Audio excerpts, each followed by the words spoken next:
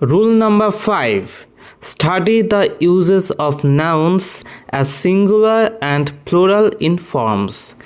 নাউনগুলোর singular এবং plural ফর্মের ব্যবহার এখানে আমরা পড়ব। ঠিক আছে, তো এখানে আসলে আমরা দেখব একই নাউন সিঙ্গুলারে এক মানে এবং প্লুরাল হলে আরেক মানে। যেমন উড, উড হচ্ছে কাঠ, এটা একটি ম্যাটেরিয়াল, ঠিক আছে, উপাদান, পদার্থ। এটাকে যখন প্লুরাল করছি উডস, তখন হয়ে যাচ্ছে ফরেস্ট, জঙ্গল। ওয়াটার, এটাও একটা পদার্থ, তারপরে যখন ওয়াটার্স করছি এটা হয়ে যাচ্ছে সমুদ্র।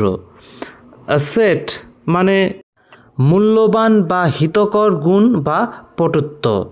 অ্যাসেটস যখন প্লুরাল হয়ে যায় তখন এটা সম্পত্তি বা প্রপার্টি বোঝায়। স্যান্ড মানে বালি, এটা একটি উপাদান, এটাকে যখন প্লুরাল করব স্যান্ডস হচ্ছে মরুভূমি, একটা বড় ভূমি।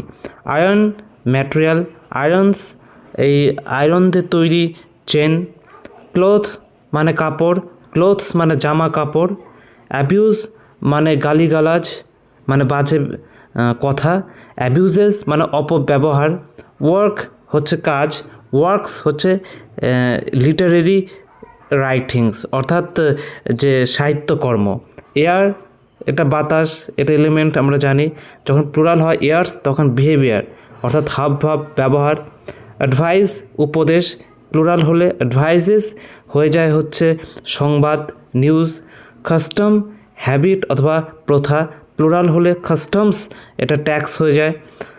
এফেক্ট অর্থাৎ রেজাল্ট বা ফল, যখন প্লুরাল এফেক্টস তখন হয়ে যায় গুডস, মানে মালপত্র।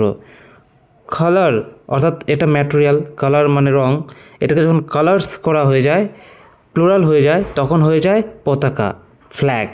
ফ্রুট মানে ভোজ্য বস্তু, যেটাকে খাওয়া যায়, ফ্রুট ফল, এটা প্লুরাল হলে ফ্রুটস হয়ে যায় হচ্ছে রেজাল্টস, অর্থাৎ ফলাফল বা পুরস্কার। উইট অ্যাবিলিটি টু টক, কথা বলার ক্ষমতা। উইটস বুদ্ধিমত্তা বা বুৎপত্তি। আর্ম এটা অর্গান, হাত, আমাদের একটা অঙ্গ, হাত। আর্মস হয়ে যায় অস্ত্রশস্ত্র। গুড হয়ে যায় হচ্ছে ভালো, ব্যবহারযোগ্য বা বস্তু ইত্যাদি। গুডস হয়ে যায় মালপত্র।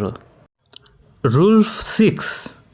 Some of the nouns are generally used in the plural form with plural verb. কিছু নাউন আছে যারা সাধারণত প্লুরাল ফর্মেই ব্যবহৃত হয় এবং প্লুরাল ভার্বের সঙ্গে ব্যবহৃত হয়। তারা আর, ওয়্যার, হ্যাভ ইত্যাদি ভার্বের সঙ্গে ব্যবহৃত হয়। তারা কখনো ইজ কিংবা ওয়াজ এরকম সিঙ্গুলার ভার্বের সঙ্গে ব্যবহৃত হয় না।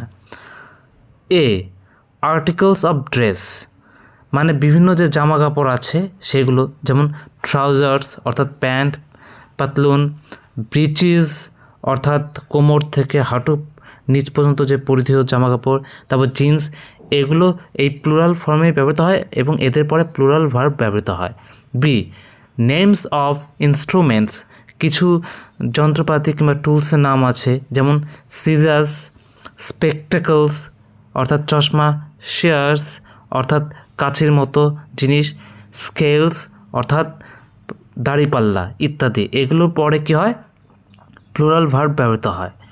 সি আদার নাউন্স সাচ অ্যাজ আর্মস অর্থাৎ ভিক্ষা, থ্যাঙ্কস ধন্যবাদ বা কৃতজ্ঞতা, প্রসিডস আয়, রিচেস অর্থাৎ সম্পত্তি বা ধন সম্পত্তি, কন্টেন্টস মানে অভ্যন্তরস্থ বস্তু, মানে কোনো জিনিস যেসব উপাদান দিয়ে গঠিত সেই উপাদানগুলোকেই এখানে প্লুরালে ব্যবহৃত করা হয়েছে।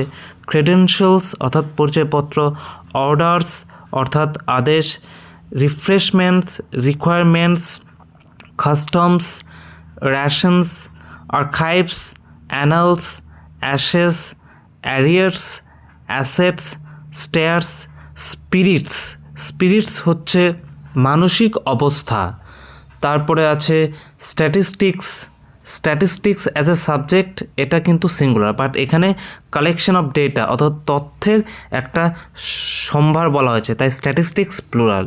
কোয়ার্টার্স অর্থাৎ বাসগৃহ, আর্নিংস অর্থাৎ ইনকাম, ম্যানার্স অর্থাৎ ব্যবহার, আউটস্কার্টস সেভিংস, অসপিশিয়াস অর্থাৎ আনুকূল্য, সাপোর্ট, সারাউন্ডিংস অর্থাৎ এনভায়রনস, এই যে পরিবেশ, পারিপার্শ্বিক পরিবেশ সেগুলো, এই সমস্ত নাউন এগুলো এই প্লুরাল ফর্মে ব্যবহৃত হয় এবং এদের পরে প্লুরাল ভার্ব ব্যবহৃত হয়। ঠিক আছে, এদের যে এই যে আর্মস পড়েছি, ভিক্ষা, এটা কিন্তু এএলএম আর্ম দিয়ে কিন্তু ভিক্ষা বোঝাবে না, এই আর্মসই বলতে হবে। ঠিক আছে, এখন আমরা কয়েকটি উদাহরণ দেখে নিই। 1, মাই সিজার্স ইজ নট শার্প, আমার কাঁচি তীক্ষ্ণ নয়, ধারালো নয়। এখানে সিজার্স এরপরে কিন্তু প্লুরাল ভার্ব বসবে, কিন্তু এখানে কি হয়েছে, ইজ হয়েছে, তাই এখানে হবে my scissors are not sharp. 2, my spectacles is very costly, আমার চশমা খুব দামি। তাহলে এখানে স্পেকটেকলস কিন্তু প্লুরাল নাউন, তাই এরপরে ইজ হবে না, আর হবে। 3, a pair of spectacles has been bought by me, এখানে স্পেকটেকলের পরে সিঙ্গুলার ভার্ব সঠিক, কেননা এখানে কিন্তু স্পেকটেকল কিন্তু সাবজেক্ট নয়, এখানে সাবজেক্ট হচ্ছে এ পেয়ার, মানে চশমার এক জোড়া চশমা, এখানে এক জোড়া, তাই এটা সিঙ্গুলার, তাই এখানে হ্যাজ সঠিক use. 4, order for his transfer has been issued, এটা ইনকারেক্ট। ঠিক আছে, কারণ অর্ডার হয় না, অর্ডার্স হয়, আর অর্ডার্স কিন্তু প্লুরাল হয়, সেটা মনে রাখবে, তাই এখানে হ্যাজও ভুল আর অর্ডার লেখাটাও ভুল। তো 5 নাম্বার সঠিক ইউজ হয়েছে, orders for his transfer have been issued. ঠিক আছে।